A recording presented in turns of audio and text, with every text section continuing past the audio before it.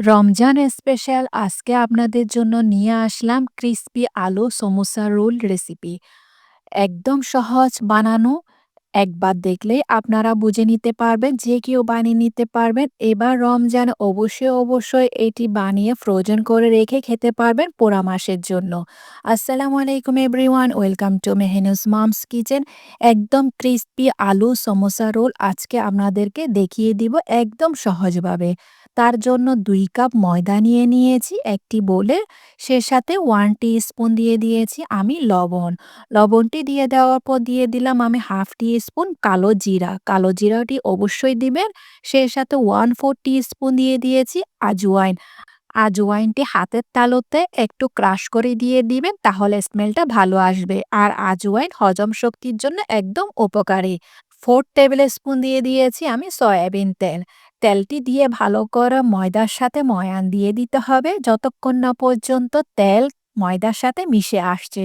ভালো করে ২ থেকে ৩ মিনিট মতো তেল আর ময়দা মিশিয়ে নিতে হবে যতক্ষণ পর্যন্ত হাতের মুঠো বেঁধে আসবে, তখন ময়ান দেওয়া বন্ধ করে দিতে হবে। এবার পরিমাণ মতো পানি দিয়ে একটি ডো তৈরি করে নিতে হবে।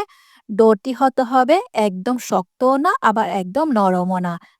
মোটামুটি একটু হালকা টাইপের শক্ত ডো তৈরি করে নিতে হবে। বেশি নরমও করা যাবে না এই ডোটাকে।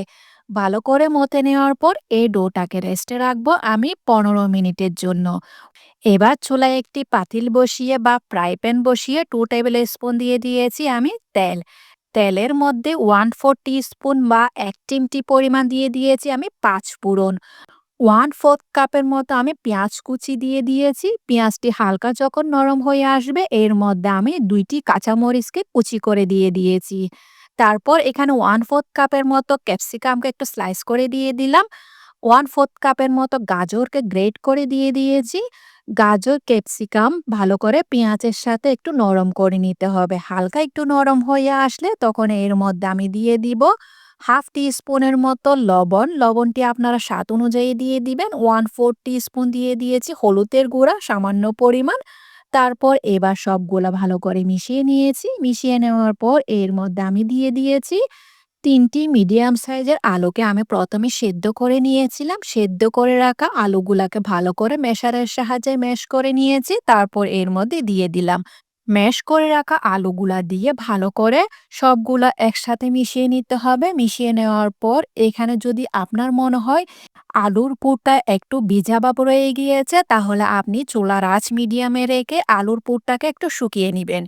এবার দিয়ে দিলাম আমি 2 টেবিল স্পুনের মতো ফ্রেশ ধনেপাতা।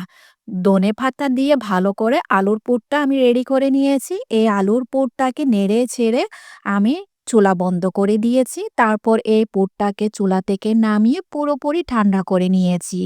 এখন আমি চলে যাব সমোসা রোলগুলো তৈরি করার জন্য। ১৫ মিনিট পর ডোটাকে ভালো করে আরেকবার মথে নিয়েছি। মথে নেওয়ার পর আমি এই ডো থেকে ছোট ছোট লেচি কেটে নিয়েছি। ওখান থেকে একটি ডো নিয়ে নিয়েছি। তারপর এই ডোটাকে ভালো করে পাতলা করে বেলে নিব। বেশি পাতলাও করতে যাবেন না। আপনারা মিডিয়াম সাইজের একটু পাতলা করে নিবেন।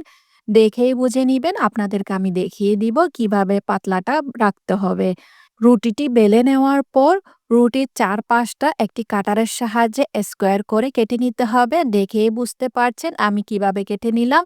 চারপাশটা ফেলে দিবেন না। এটাকে আবার ডো করে নিয়ে আরেকটি রোল তৈরি করে নিতে পারবেন। তারপর হালকা হাতে আরেকটু বেলে সমান করে দিলাম। এরপর একটি কাটারের সাহায্যে আমি ডিজাইনটা করে নিচ্ছি। আপনারা দেখলেই বুঝতে পারবেন। যদি আপনাদের কাছে কাটার না থাকে তাহলে ছুরির সাহায্যে কেটে নিবেন। হাতের সাহায্যে এভাবে করে একটি আমি বিনি আকারে তৈরি করে নিচ্ছি। হালকা একটু হাতে চিমটি দিয়ে এই ডিজাইনটা করে নিবেন।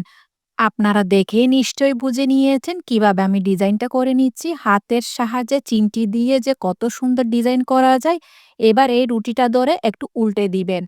রুটিটাকে উল্টে দেওয়ার পর চারপাশে ভালো করে পানি লাগিয়ে নিবেন, যেন তেলের মধ্যে গেলে খুলে না যায়। ভালো করে চারপাশটা পানি লাগিয়ে এখানে আমি পরিমাণ মতো আলুর পুরটা দিয়ে দিয়েছি। আলুর পুরটা এ পর্যায়ে পুরোপুরি ঠান্ডা অবস্থায় আছে। তারপর আমি সুন্দর করে রোলটা করে নিয়েছি। একদমই সহজ এই ডিজাইনটা করা। যে কেউ এই ডিজাইনটা করে নিতে পারবেন ইনশাআল্লাহ। রোলের ২ পাশটা কাঁটা চামচের সাহায্যে ভালো করে মুখটা বন্ধ করে দিয়েছি। এভাবে একটু কাঁটা চামচের সাহায্যে প্রেস করলে মুখটা বন্ধ হয়ে যাবে। দেখতেই পেলেন কত সুন্দর সহজে এই ডিজাইনটা করা যায়। আপনারা এভাবে ফ্রোজেন করে বা ডিপ ফ্রিজে রেখে দিতে পারবেন সারা মাসের জন্য। আমি আপনাদেরকে এখন ফ্রাই করে দেখিয়ে দিলাম। চুলার আঁচ কিন্তু একদমই লোতে রাখবেন। এই সমোসাগুলা ভাজার সময় তেলকে একদম পুরোপুরি গরম করা যাবে না। হালকা একটু তেল গরম করে এর মধ্যে আমি রোলগুলা দিয়ে দিয়েছি। তারপর হালকা তেলে হালকা একদম আঁচে মচমচা করে এই সমোসাগুলাকে ভেজে নিতে হবে। বেশি গরম তেলে দিলে এটি ক্রিস্পি হবে না, আমি বলে দিচ্ছি। একদম চুলার আঁচ লোতে রেখে উল্টে পাল্টে এটাকে গোল্ডেন ব্রাউন করে আসলে চুলা থেকে নামিয়ে একটি স্ট্রেনারে রেখে তেলটি সম্পূর্ণভাবে ঝরিয়ে নিয়েছি। একদম মচমচা ক্রিস্পি হয়েছে কারণ এটি ভালো করে ভেজে নেওয়ার কারণে। সামোসা রোলগুলা খেতে, খেতে আপনাদের কাছে আমার একটাই রিকোয়েস্ট, আমার রেসিপি যদি ভালো লেগে থাকে তাহলে ফ্রেন্ডস অ্যান্ড ফ্যামিলির সাথে অবশ্যই শেয়ার করবেন। লাইক, কমেন্ট, সাবস্ক্রাইব করতে একদমই ভুলবেন না। আজকে তাহলে এ পর্যন্ত। দেখা হচ্ছে নতুন আরেকটি রেসিপি নিয়ে। সে পর্যন্ত ভালো থাকবেন, সুস্থ থাকবেন, আমার জন্য দোয়া করবেন।